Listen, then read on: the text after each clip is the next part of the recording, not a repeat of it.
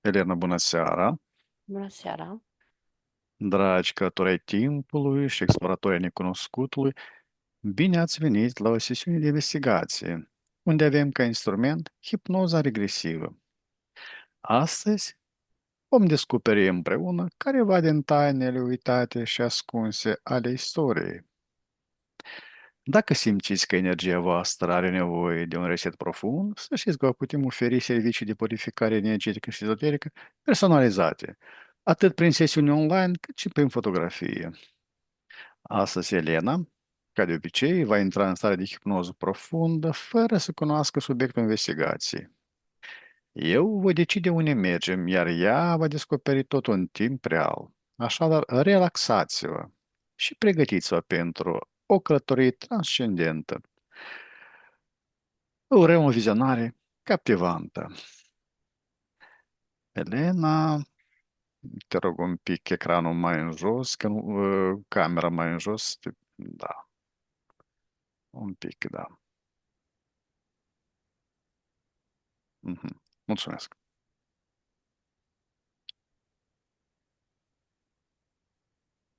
Dacă ești pregătită,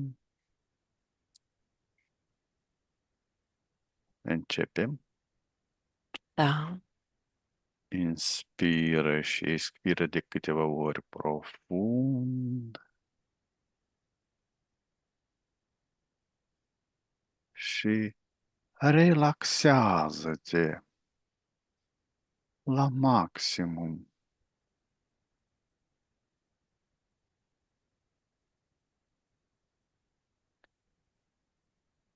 Treptat simți cum tot corpul tău se lasă ușor în voia relaxării.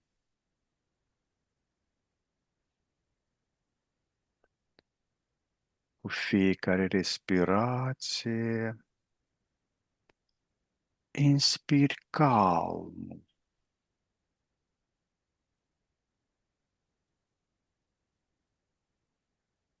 și expiri toată tensiunea.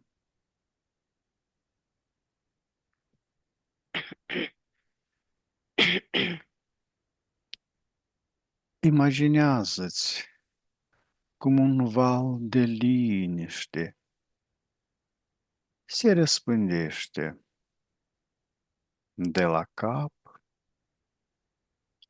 și până la degetele picioarelor tale.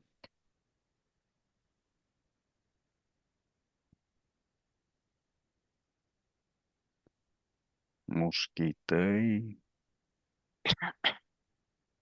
devin mai moi, mai grei.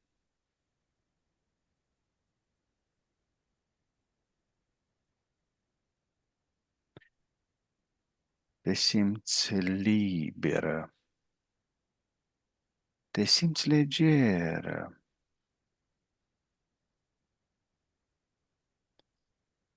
de parcă ai pluti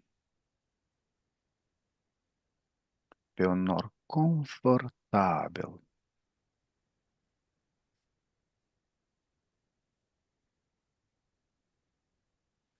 Fiecare sunet din jur te relaxează și mai profund.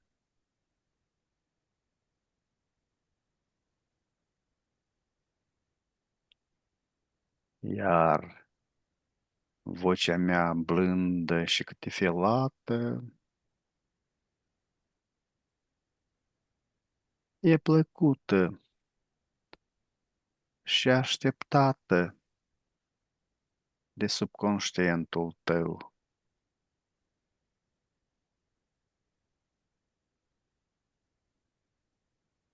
Număr de la 5 la 1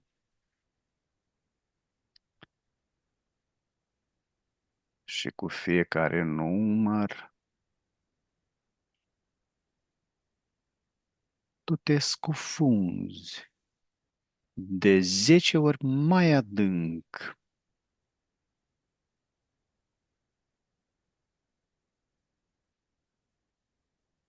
Cinci. Totul devine mai relaxant.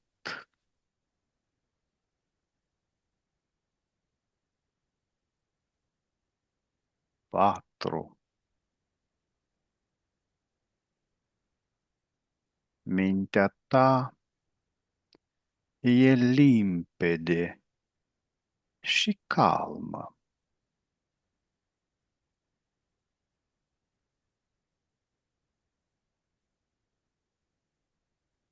3. Simți cum te desprinzi de orice grijă. 2. Încă un pic și ești aproape acolo.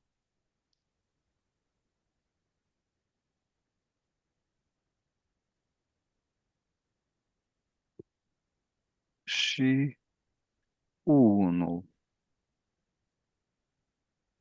Acum ești complet relaxată și într-o stare perfectă de hipnoză.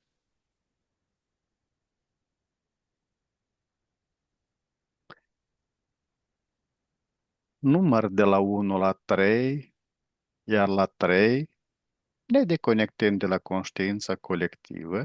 1, 2, 3. La 3 ne întâlnim în spațiu hipnotic. 1, 2, 3.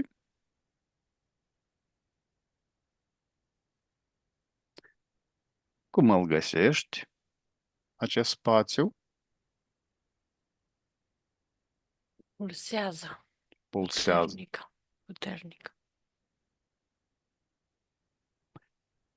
Ne ridicăm la 3 nivelul energetic și vibrațiile până la maximum posibil. 1, 2, 3. Acum la 3 ne Da. ridicăm într-un spațiu care va corespunde investigației pe care o facem în această seară. 1, 2, 3. Acum, la 3, te conectezi cu toată informația legată de Kaaba din Mecca. 1, 2, 3.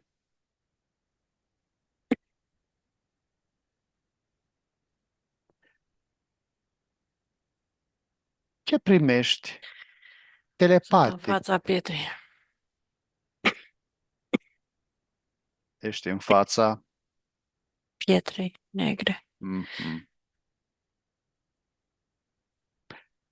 Ce primești telepatic despre esența sacră a locului înainte de construcția Kaabei?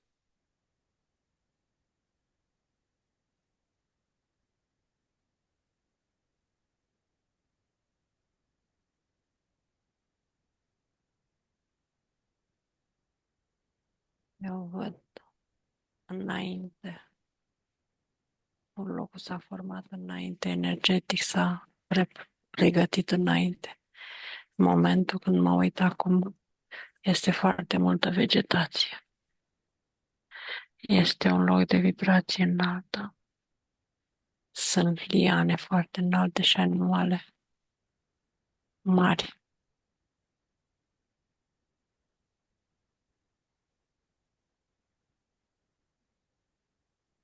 Este unită de Africa. Acum,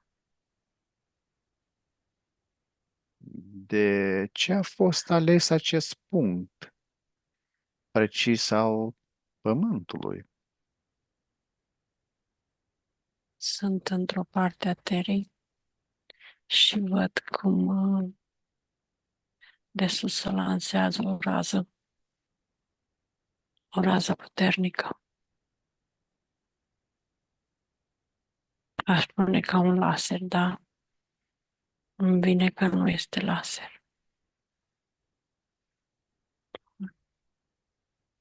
Acum nu este laser. Forează în pământ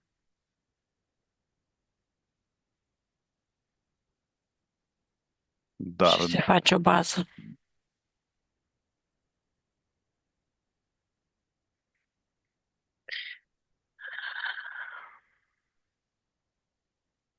Prima dată s-a făcut baza.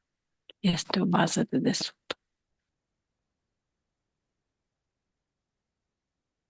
Prin portal se aduce la suprafață. Mie îmi vine că se aude un sunet puternic, forează în pământ adânc și se scoate, iese ca un praf, praf cum se forează și praf pământ. E o temperatură foarte înaltă care usucă pământ. îl arde, Dacă știi cum îl arde. Îl arde, este o navă foarte mare, o navă lungă. este nava cui? Este o navă draconiană. Draconian.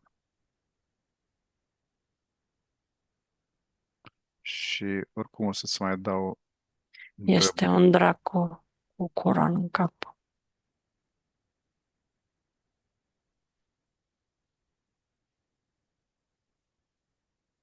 și cu pleată neagră, ca o pleată neagră, are coarne, coroană și pleată neagră.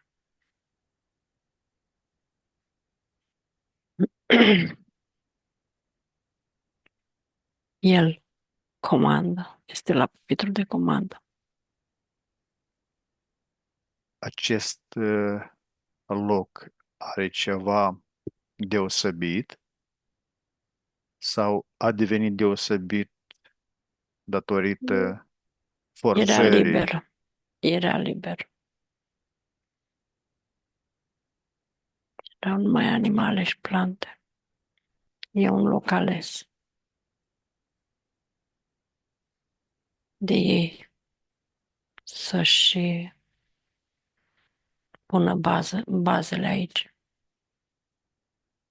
Este o zonă neutră sau careva puteri telurice sau cosmice activate? Nu, Terra în sine este. Nu e neapărat un portal. Terra în sine este, fiindcă aici au de toate. În momentul când văd că furează cu raza asta, dau de și usucă, dau de pietre, dau de soluri bogate, care mm, ca minereurile le escavează și le folosesc. Este foarte mult minereu, n-au cu cine munci și văd că aici se face unul dintre experimentele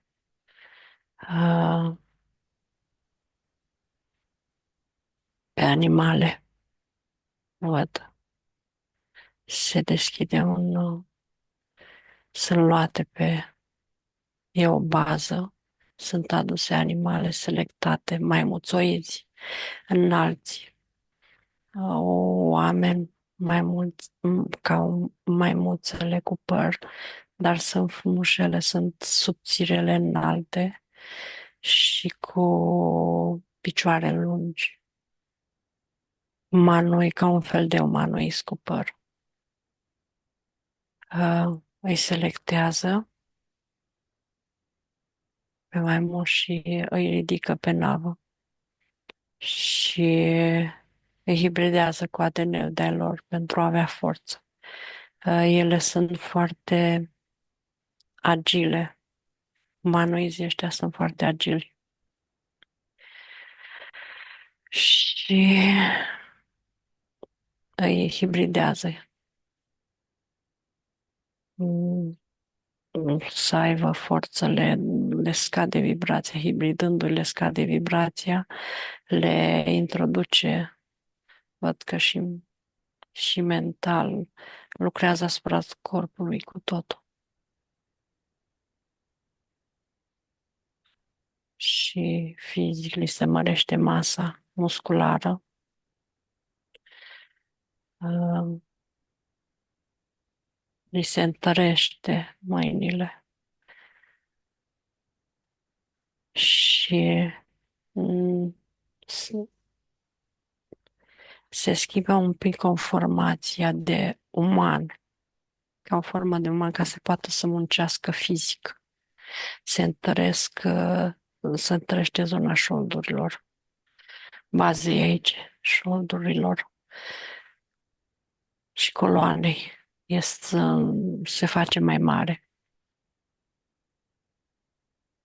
Asta fac și după ce sunt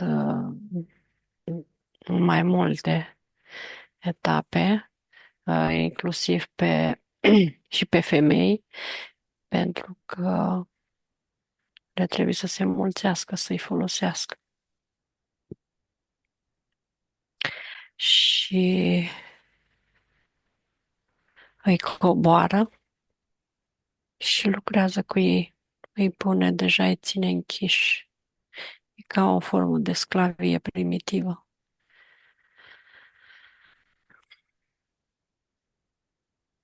În mine, tot.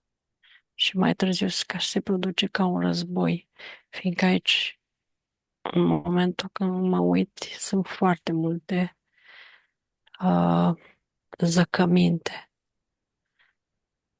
multe zăcăminte. Și văd ca un război pe zăcămintele astea, între aviari și draconieni. Mai târziu au ajuns un pic mai târziu aviari și după reptilieni. Și în momentul când se bat între ei, aici se produce o explozie mare, ca o armă, dat cu o armă. Văd explozie mare și se produce dezastrul ăsta și aici începe și separarea Africii. Văd că se produce ca și o separare și devine deșert. Se deșertifică zona. Toată zona. Zona este mult mai mare.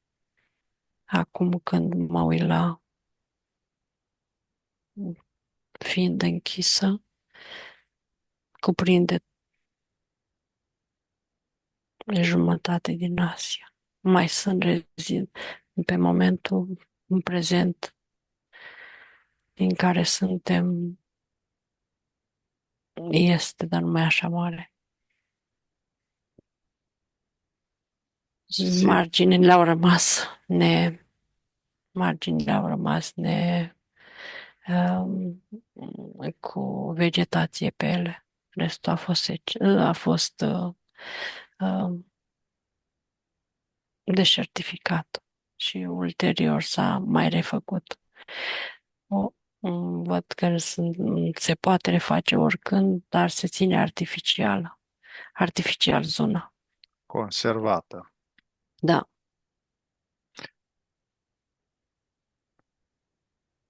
Simți acum în acest loc e o presiune foarte mare. vreo conexiune cu civilizații preadamice legate? Da, aici văd că este prima hibridare, Mhm.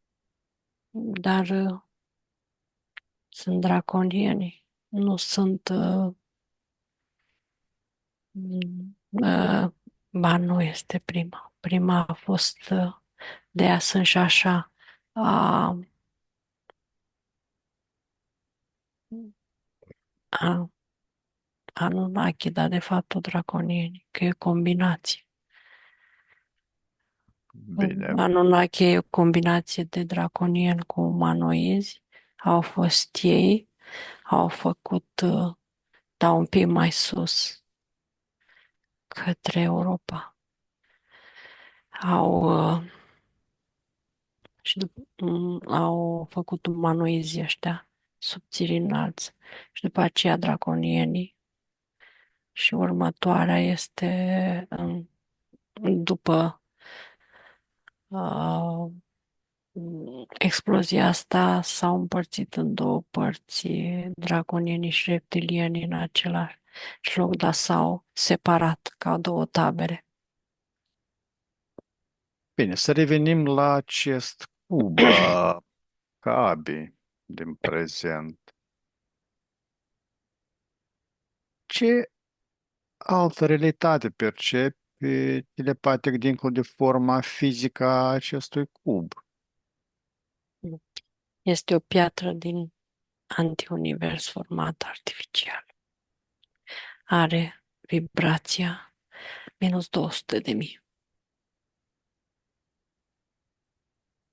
Înăuntru Această este piatră bucată, care este în da, este bucat din soarele negru, sursa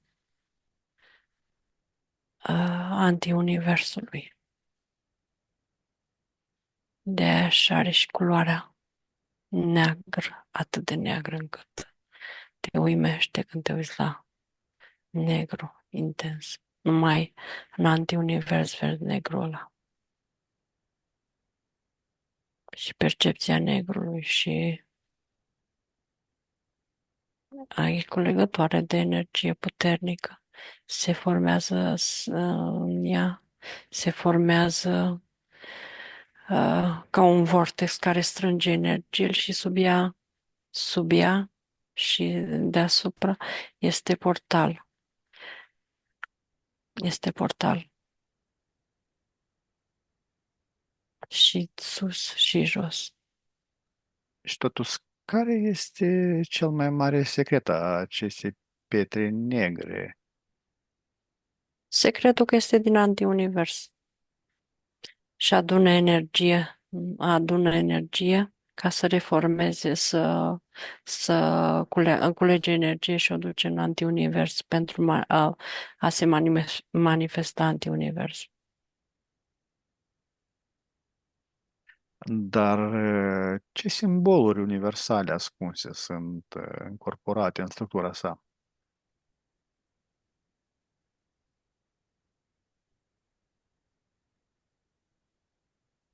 200.000 de simboluri îmi vine. Văd cum se rotesc fiecare. Fiecare sunt simbolurile care le știi și geometrice și mai ales se văd multe forme ca spirale, foarte multe forme de simboluri spiralate. Dar asta este simbolurile astea. Sunt în limbile, însă limbile foarte vechi. Au literele limbilor foarte vechi.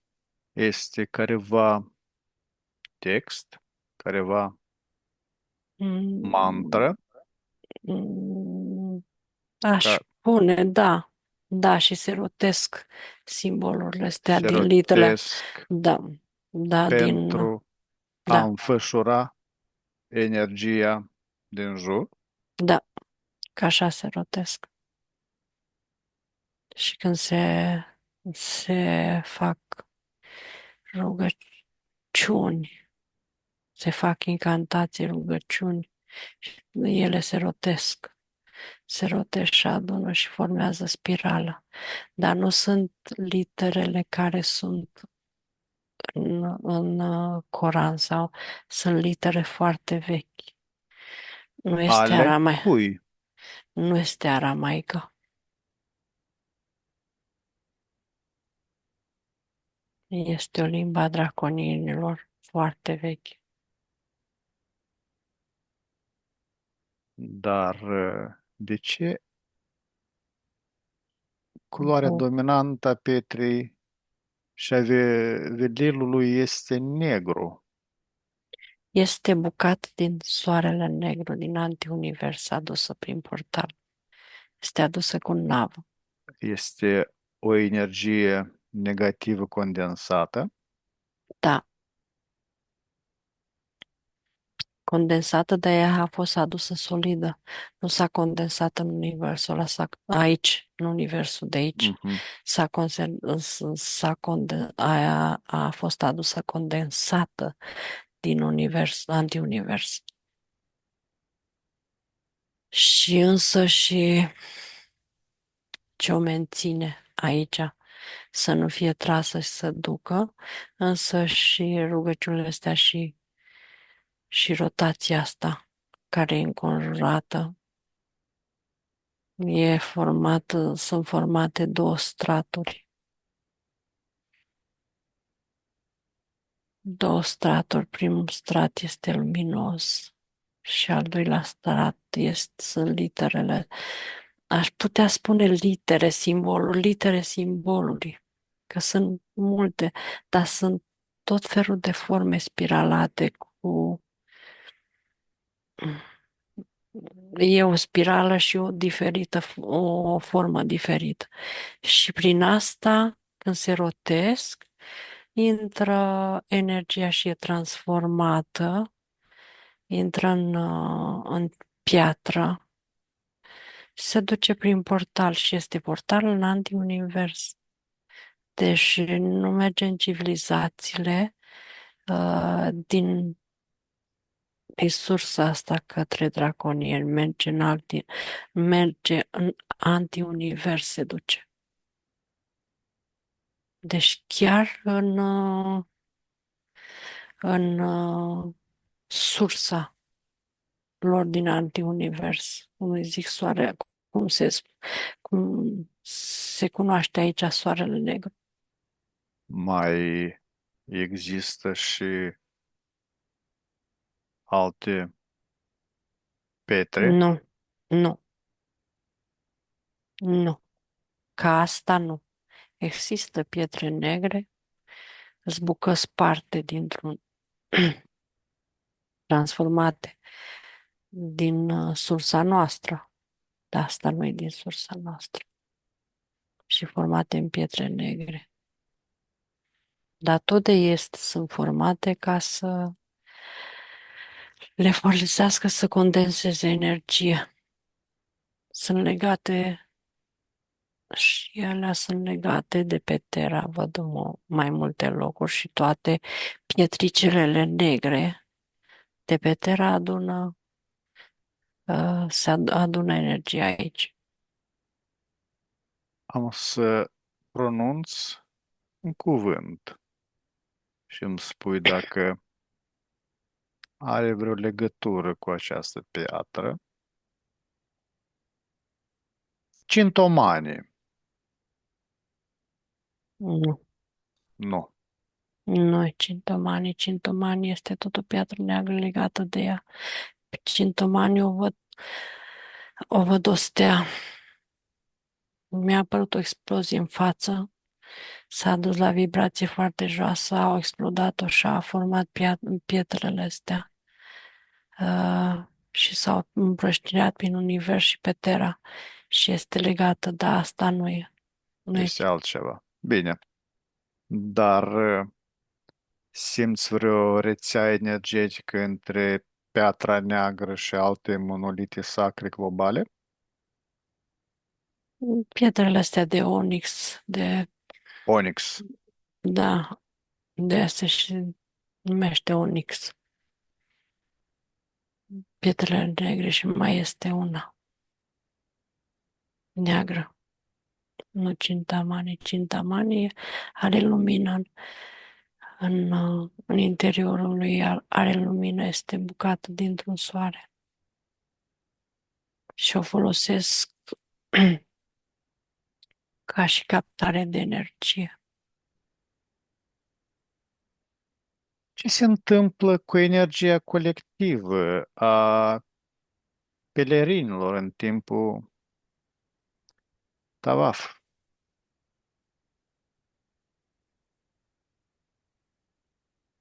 Văd rotația, deci sunt deasupra și văd că se rotesc. Formează spiral, formează uh, portal foarte, pe toată rotația asta este portal mare, dar sunt foarte multe, văd corpuri goale și printre ele, deci la un rând două, se văd suflete și ele formează spirala și formă spirala asta, le energizează inclusiv corpurile respectiv goale și se formează ca un portal, ca un portal către exterior este mai luminos și către interior lumina asta se adună în exteriorul pietrei. Sunt spiralele astea mici, simbolurile astea care transformă lumina și o duc în piatră și pleacă în jos. O Da. transformă, micșorează vibrația. Îi scade vibrația la minus uh, ca să poată să treacă în antiunivers.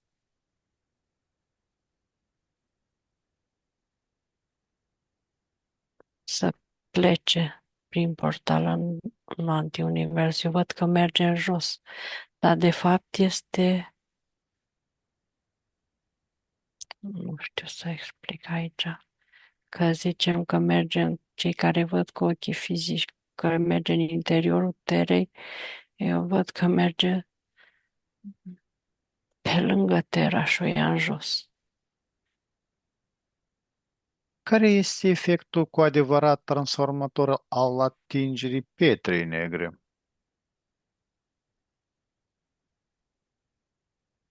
Prima dată este iluzia. Și a doua sunt foarte mulți draconieni în corpuri și se duc și a energie. Să aibă. De fapt, prin asta se întreține civilizația draconiană. Acolo e și la un moment dat de asta simt pulsația asta foarte mare. La un moment dat ei se duc acolo să reseteze, reîncarce, să reseteze cu informația actuală. Cum se schimbă regulile, de fapt.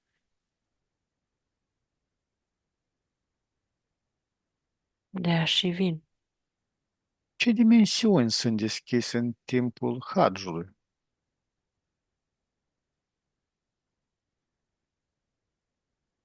De la minus 200 de mii când a fost aici. Până Mhm. la, până la 3, mai mult de 3 nu urc. De la 3 în care sunt sufletele, văd că mai au 5, de 4 și 5,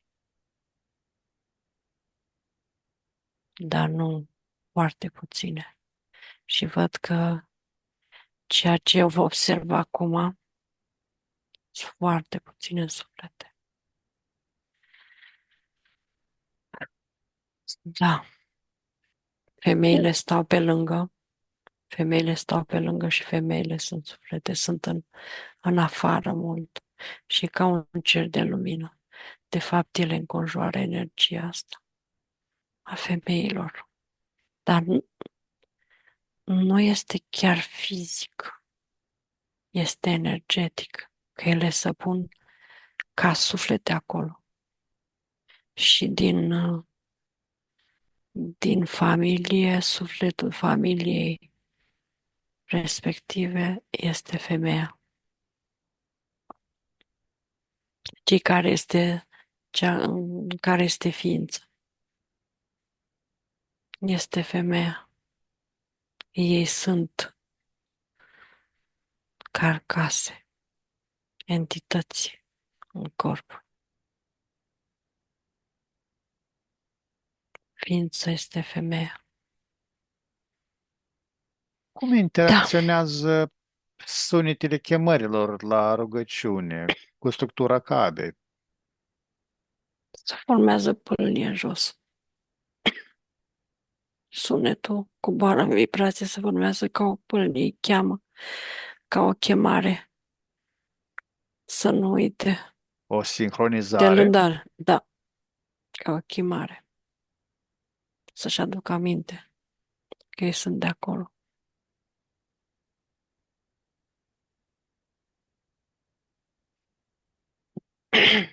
Și formează o pâlnie. Este pâlnia din sunetul, face legătură se formează și pâlnia și face legătură și cu pâlnia asta în minus. Și nu tot timp depinde cât e de puternic să duce până la o anumită vibrație.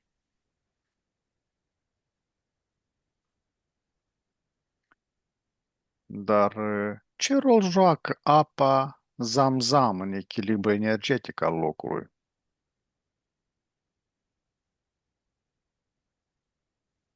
E ca o oglindire, ca o oglindire. Prin ea trece sunetul, vibrația. Sunetul, vibrația. Uh, și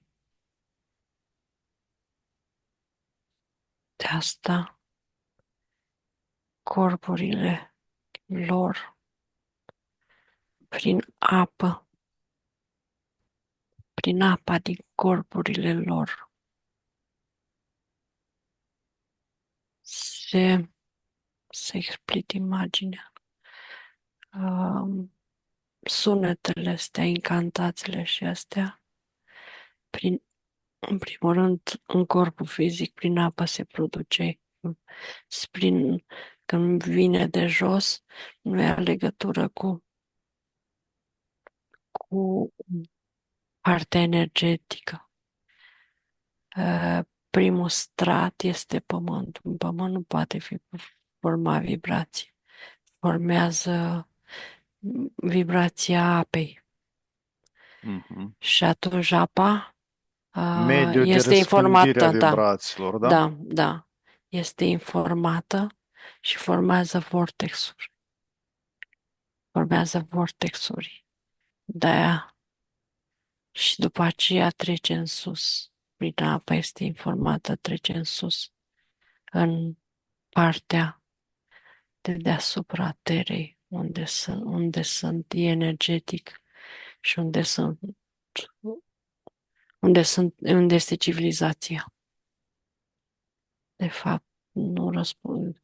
Prima dată vine prin apă, ca să poți să intre în universul ăsta. Ei cu apa lucrează.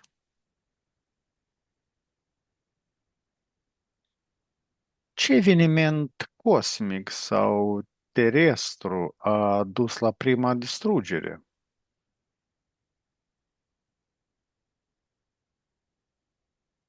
Prima distrugere a ce? a Cabei?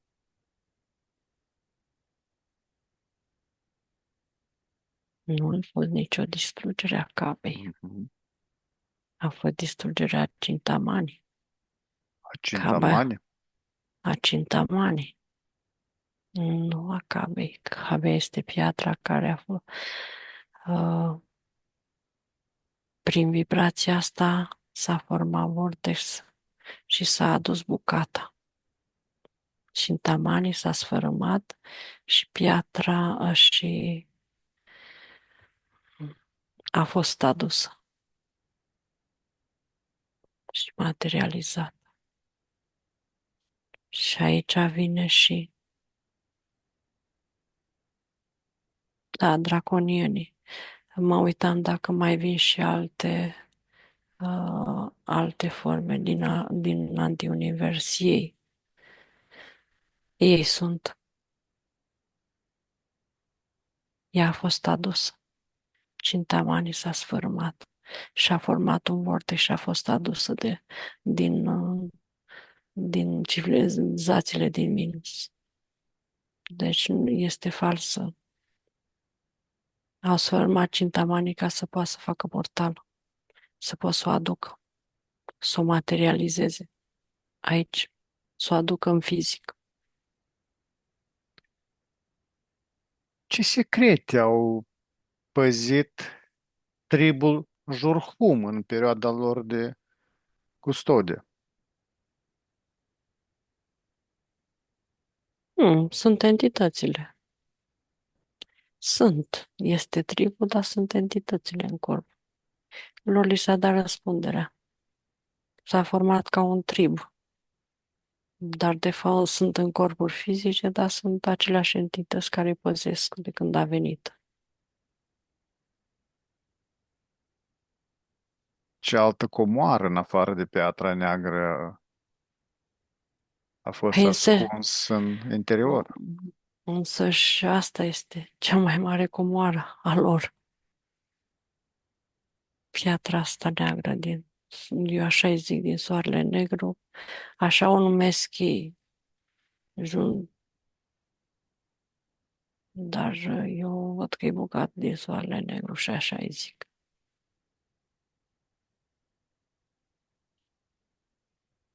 Ce Și ele mesaj? sunt entitățile.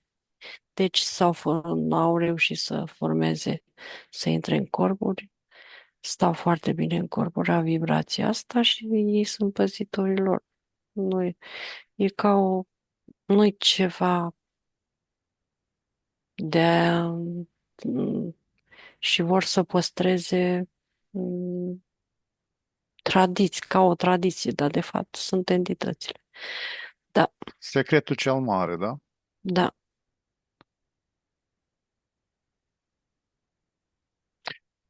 Ce mesaj au lăsat profeții, în special Abraham, codificate în structură? Abraham e deasupra. O păzește navă. Nu e mesaj codificat. El citea simbolurile astea. Le citea Semvor, deci le citește aici de sus și când el le citește de sus, că e deasupra, este navă și uh, însă și asta e secretul. Citirea simbolurilor respective. Și deci fiecare entitate care este văd așa îmbrăcat cum este în fizic, dar eu văd dita mai entitatea care cunoaște și este bătrână, doar își schimbă corpurile fizice și aceeași entitate. Și sunt mai aceleași entități. Dar există o versiune eterică sau astrală a Cabei? Păi este versiunea asta a spiralei. Este. Asta care face spiral sunt simbolurile. Este energetică. Și în momentul când se va absorbi, când se va fi tras asta, se absorbe cu totul, se absorb cu totul simbolurile astea din energetic. Și ei le văd, le știu, le citesc, cu cât le citesc mai mulți, cu atât se mărește rotația. Astea sunt.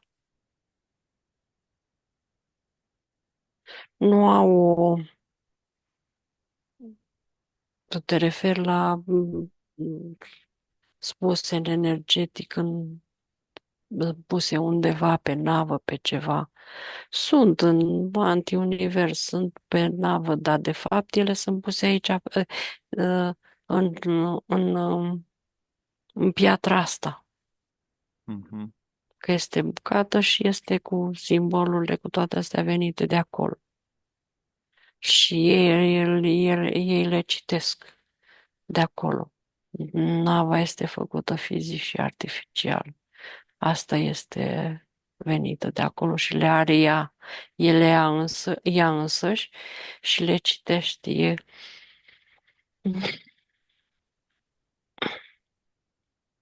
Pe ea nu se văd fizic. Și are un mecanism ca un soare. Deci lumina este, nu lumina, energia asta neagră este puternică, rotație. Este puternică, cum sunt stelele. Fiind bucată din tostea neagră, este, se rotește puternic în jurul ei și astea sunt simbolurile și ele n-au culoare neagră, au o culoare maroniu, un pic mai deschis, de aia se și văd. Și ei le văd. Și de-au maroniu pentru că ele transformă energia vibrației sufletului. Cum interacționează Kaaba cu rețelele Ley Linus, liniile energetice terestre ale Pământului? Sistemul, da. Sistemele sunt cu astea, cu gridul Pământului, Mhm. uh, Harman, și deasupra, cum văd nava asta, e la gridul de deasupra. Formează ca un circuit și aici este portal dintre ea. Și deasupra și aici. Da, foarte puternic. Cu... Dar nu peste tot. Deci nu are acces la toate. Are acces la zona respectivă, merge pe zona care sunt ei activi,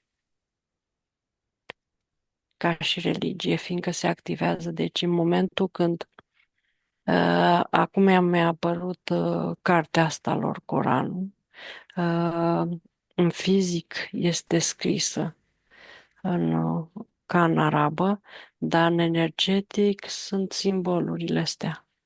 Și sunt pe nodurile Harman, moschei, uh, și pietre cintamani în unele locuri și onixuri. Onixurile sunt mai închise. Cintamanii sunt la margine și onixurile sunt mai către soarele ăsta negru. În, în moschei și când citesc din Coran, în energetic văd în Coran, sunt simbolurile astea care sunt pe piatra asta. Percepi prezența unor entități sau gărzi energetice non-umane în Sunt acest loc? draconieni, draconieni și sunt peste tot, unde sunt moscheile, unde sunt deasupra este cărților mari care sunt puse prin moschei deasupra. Și acum văd că În unele cărți însă și este forma energetică a unui draconian.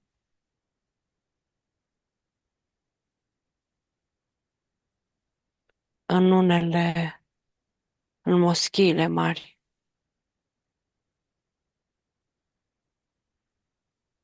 cu, deci este draconianul energetic, de a nu să țin cărțile în mână și să țin separat. Și draconianul o ține. În fizii se vede stativ, dar este în el și o ține. Sunt membrele lui, da? Da, da. Și Dar, e mhm. ca și e în el. În el o ține, dar e în el. Deci, ca lipită de el, nu e. Da.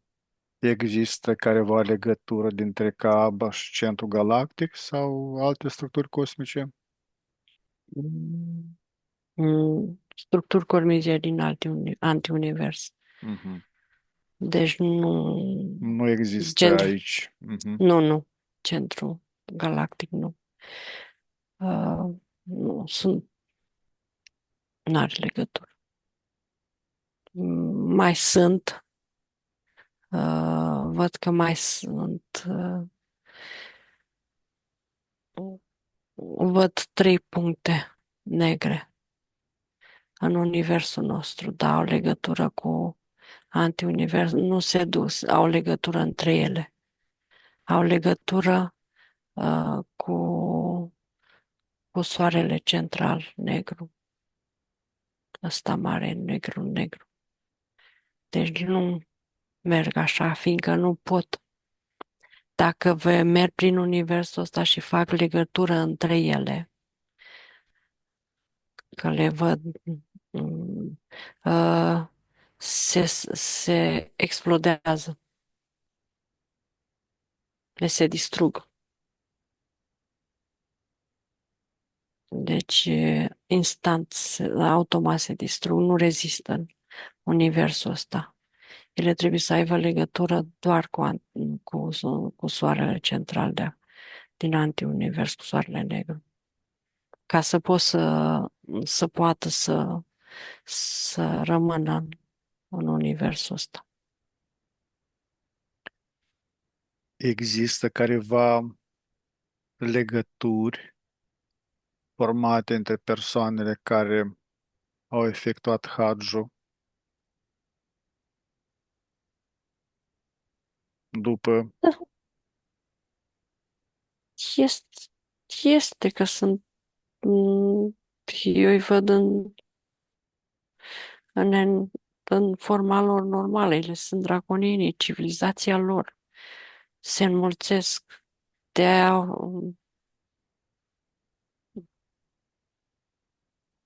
își iau femeie să aibă suflet, o țin sub vibrație joasă și să ei se mulțesc foarte mult. Dar există careva blocaje în urma Hajjului la persoanele care au efectuat.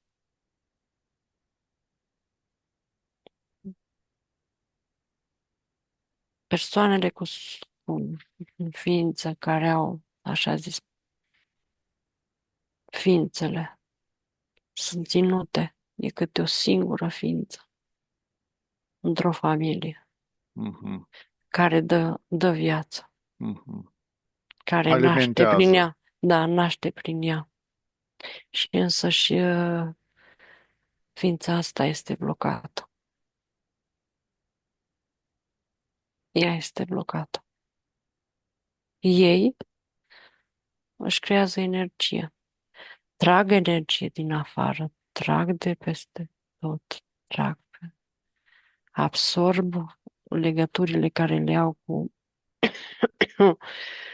cu alte nații și civilizații absorb de acolo, aduc femei și se căsătoresc cu ele, nu sunt ale lor, dar aduc un suflet ca să revină în karma viitoare, în civilizațiile lor să se nască femei și să producă, să, să, să producă draconieni.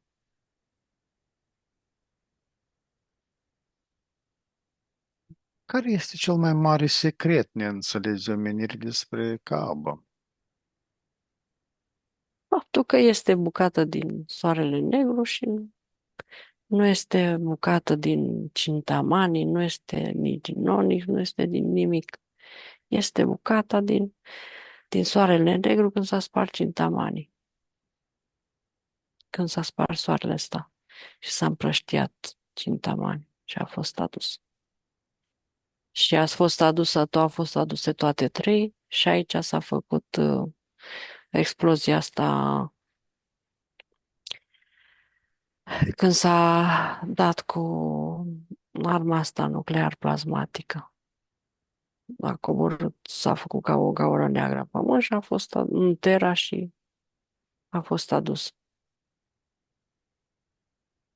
Dar ea civilizația, religia s-a format în timp, dar ea a fost adusă atunci.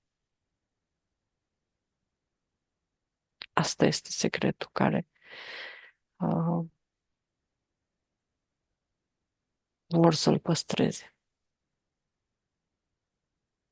Și nici nu se de voie că păzitorii sunt draconieni, sunt toate triburile la care sunt, ăștia sunt draconieni în energetic și fizic eu îi văd draconieni. Nu se poate atinge nimeni. Fiindcă asta este însă supraviețuirea dacă lasă pe cineva din afară, le-a bubuit piatra.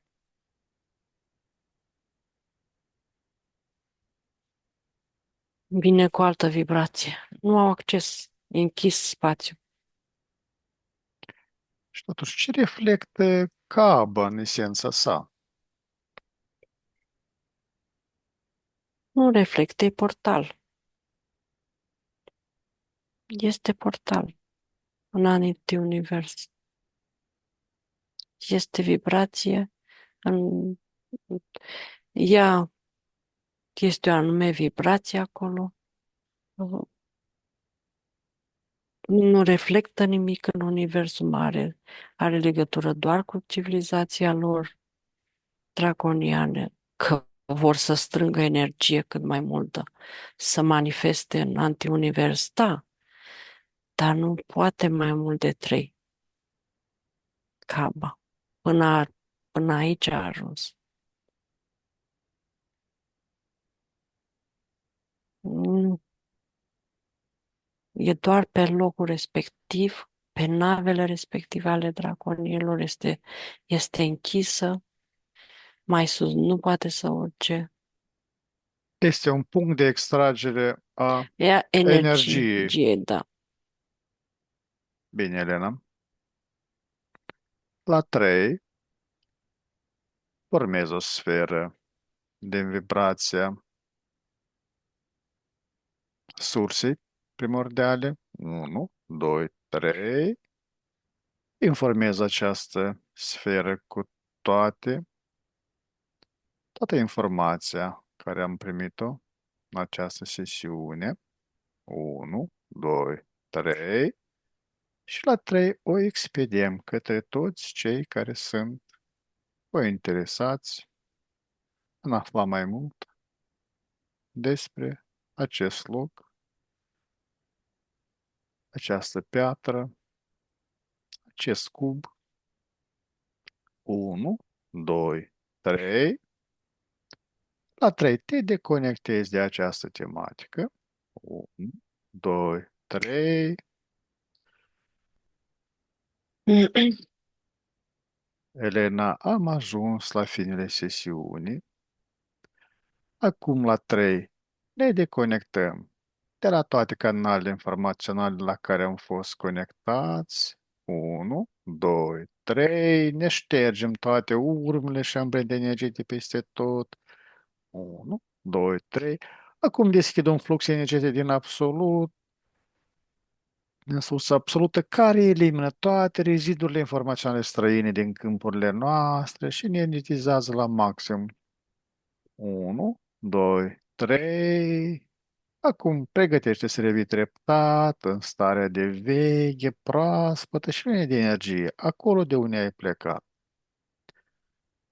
Număr de la 5 la 1, iar tu îi permiți minții să se trezească clară și concentrată. 5. Simți cum conștiința începe să se lărgească. 4. Corpul tău devine mai ușor, mai prezent. 3. Auzul și senzațiile fizice se intensifică. 2. Gândurile tale sunt limpezi, ca după un somn odihnitor. Și 1. Deschizi ochii complet trează, cu o stare internă de calm și vitalitate, reîncărcată de posibilități.